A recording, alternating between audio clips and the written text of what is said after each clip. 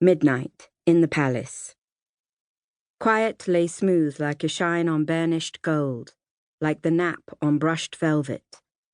The singers of songs for the evening shift breathed slowly, then sang again in low, soothing tones into brass pipes that fed their notes into the imperial bedchamber.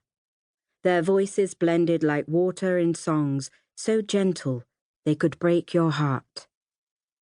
The Emperor's cupbearer's young second assistant approached the bedroom door bearing a chalice on a tray. Its foamy warm milk surface never stirred. Imperial cupbearers could carry loaded trays across lava fields without the slightest motion rippling the surface of His Exalted Magnificence's drink, or so they liked to think. The second assistant bowed to the porter at the door. The porter's gaze moved slightly toward a flank of guards, concealed by tall scarlet drapes. The chief guard, dressed in a soldier's gear, stepped forward and motioned to his lieutenant. "The Emperor's milk." The lieutenant bowed to his captain and removed from his pocket his own less glorious cup. The cupbearer's second assistant poured an ounce of warm milk into the soldier's cup, then wiped the rim of the Emperor's chalice. The lieutenant guard slowly drank his portion. He wiped clean his own small cup and slipped it back into his pocket. They all waited, their ears cocked as though straining to hear the sounds in his belly. Just once, the lieutenant thought, it would be interesting if something actually did happen. But that something would likely begin with the stopping of his own heart. Such could be the unhappy fate of an imperial warm milk taster. The lieutenant rocked back and forth on the balls of his feet. He took a deep, healthy, thoroughly unpoisoned breath. "Very well, then," said the porter to the second assistant. "You will proceed?" The bearer of the imperial warm milk cup nodded. It was good of the porter not to treat him like a youth and mention that this was his first time in the sacred bedchamber. "I will proceed."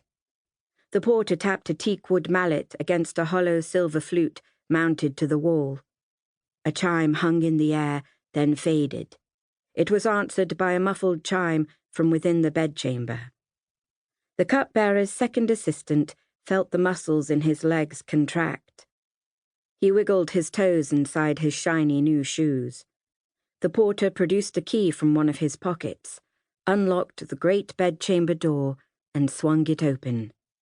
Step after solemn step led the cupbearer's second assistant through the great dim cathedral of a bedchamber, past trickling marble pools where orchids dozed and golden carp flicked their tails, past shocking statues of former empresses and candle-lit shrines to heroic ancestor emperors from days gone by.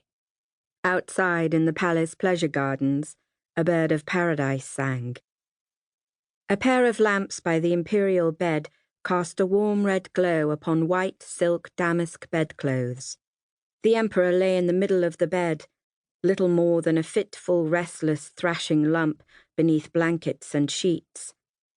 "So much space around him, and so much luxury," marveled the cupbearer's second assistant. "And yet he's all alone." "I don't feel like milk tonight," said the lump. The cupbearer bowed and turned to leave. "Oh, give me some since you're here." The emperor squirmed into an upright position, and the servant reached forward with the cup to press it against his radiance's lower lip. Even in the dim light, the cupbearer was dazzled by the luster of the emperor's silk pajamas and the glint of his golden earrings. Rubies clustered like worshippers across his royal fingers, and his face gleamed where the ladies of imperial ablutions had anointed his skin with hazelnut oil. The long tails of his imperial moustache curled in divinely royal spirals of blackest jet. These long moustaches were a point of extreme pride for the emperor. Many an older man could not produce such beauties, and he not yet 22. Yet for all this magnificent splendor, the young cupbearer couldn't suppress an irreverent thought. My youngest cousin could wrestle him to the ground easily, and divine emperor or no, he still has pimples.